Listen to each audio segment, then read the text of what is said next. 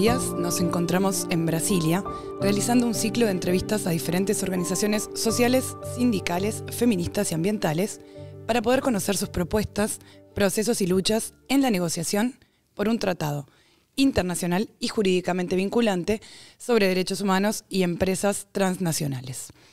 Estas negociaciones se llevan adelante dentro del Consejo de Derechos Humanos de la ONU y han tenido varios reveses y altibajos. Desde la campaña global para desmantelar el poder corporativo, se ha denunciado boicot por parte de la presidencia del Grupo de Trabajo y cooptación empresarial del espacio. Hoy nos encontramos con Iván González de la Confederación Sindical de las Américas, la CCA, organización que integra la campaña global. Bienvenido, Iván, gracias por acompañarnos. Hola Valentina, siempre es grato conversar con Radio Mundo Real sobre esta pauta y estos temas tan importantes para nosotros. La campaña global para desmantelar el poder corporativo es una articulación internacionalista que fue fundada en el año 2012 y tiene más de 250 organizaciones sociales, y esta campaña participa activamente de las negociaciones desde el inicio de las mismas. Y es desde este espacio, desde la campaña, que se ha denunciado al presidente del Grupo de Trabajo por boicot. Entonces, Iván, queríamos consultarte qué fue lo que sucedió y por qué se ha denunciado esto. Sí, lo que sucedió en la última sesión del año 2022 fue que el límite del proceso del deterioro de la conducción de la presidencia del grupo de trabajo, que es presidido desde el inicio por Ecuador, pero que debido al cambio político en Ecuador, a partir de 2018-20, inició un proceso bastante acelerado de actuación, primero, que iba en contra de alguna manera del mandato, porque empezaron a favorecerse posiciones proempresariales de los grupos de países que respaldan a las empresas, y últimamente, especialmente el año pasado, la práctica se convirtió en una forma de saboteo, porque no solamente que actúa la presidencia para neutralizar posiciones contrarias a la postura de las empresas o de los países que responden a las empresas, sino que neutralizar también a algunos estados y especialmente a la participación de la sociedad civil, de las organizaciones que estamos en el proceso. Entonces, cambió en una semana de la sesión 4 veces la metodología y respetó el mandato que tiene el grupo, pero además colocó en la mesa un documento extraoficial que durante toda la semana estuvo también analizándose junto con el tercer borrador. Entonces decimos que es una forma de boicot del proceso, porque lo que tiende es a debilitarlo, deslegitimarlo, incluso introducir elementos que son contrarios a lo que está definido en el mandato.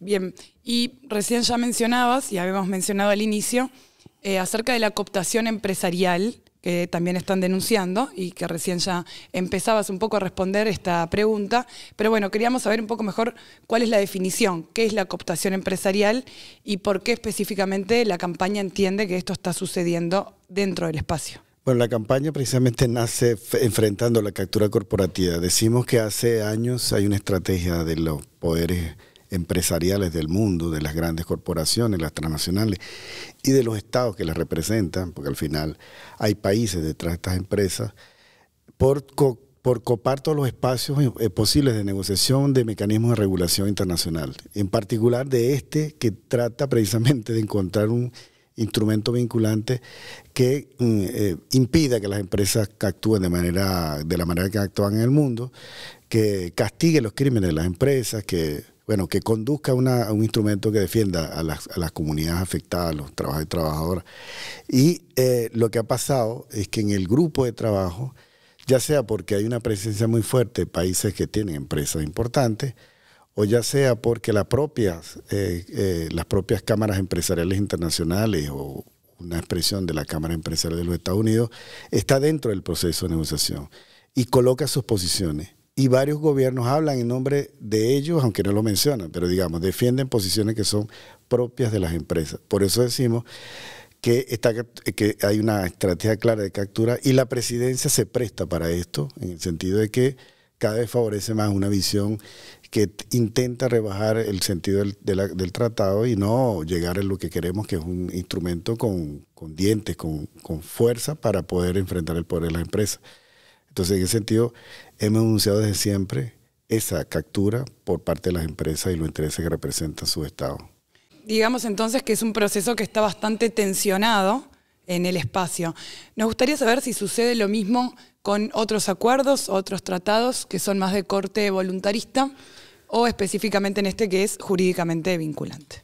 No, la captura se expresa precisamente en que la tendencia en la posición de varios gobiernos y de la propia presidencia es a llevarnos hacia la consideración de instrumentos voluntarios. Nosotros y nosotras, desde la campaña y las organizaciones que hacemos parte, hemos cuestionado la poca efectividad de estos instrumentos. Hay evaluaciones por todo el mundo, especialmente en América Latina, sobre la insuficiencia de estos instrumentos voluntarios en cualquiera de sus versiones. Y lo que están tratando es de colocar dentro del tratado, del cuerpo, disposiciones que conduzcan básicamente a incorporar cuestiones de orden voluntario por parte de las empresas. En particular, darle mucha fuerza a lo que llamamos la debida diligencia, a lo que es una definición mercantil llevada al derecho, a los derechos humanos, que es básicamente que las empresas ellas mismas asuman su propia autorregulación. Eso ya está probado que no funciona, precisamente por considerar que lo que existe, todos los compromisos internacionales, todos estos instrumentos no han sido suficientes, que surge la propuesta de creación de un instrumento jurídicamente vinculante. Y es la razón que la resolución 26.9 que dio origen al grupo tiene como mandato. Sí, el mandato del grupo es tener un instrumento jurídicamente vinculante sobre empresas y derechos humanos y otras empresas con actividad transnacional. Por lo tanto, no podemos volver atrás y convertirlo en un instrumento de esa naturaleza. Hay varios gobiernos, no solamente del norte, sino también del sur, que creen que ese es el camino. Nosotros decimos que no, y como campaña y como organizaciones que estamos ahí, y sobre todo que hay comunidades concretas, afectadas, denunciando, no estamos dispuestos a que esto se conduzca. Queremos que nuestros gobiernos también pongan su postura, porque se trata también de una disputa de poder, y en ese poder estamos en una desventaja. Entonces, el instrumento, la aspiración del instrumento sea un elemento que equilibre la fuerza entre el poder de las empresas, que tienen un montón de instrumentos que las protegen, y mecanismos de justicia privada o de cortes de carácter internacional privado que las favorecen y que las protegen frente a lo que puedan ser sus propias acciones, incluso contra nuestros gobiernos, pero no tenemos un lado del otro lado, que proteja a las víctimas, que proteja la soberanía de los estados, y por eso creemos que el instrumento jurídicamente vinculante equilibraría la composición de las fuerzas internacionales frente al poder de las empresas. Muy bien, hablamos entonces con Iván González de la Confederación Sindical de las Américas y la campaña para desmantelar el poder corporativo. Muchas gracias, Iván, por tu tiempo. Gracias a ustedes.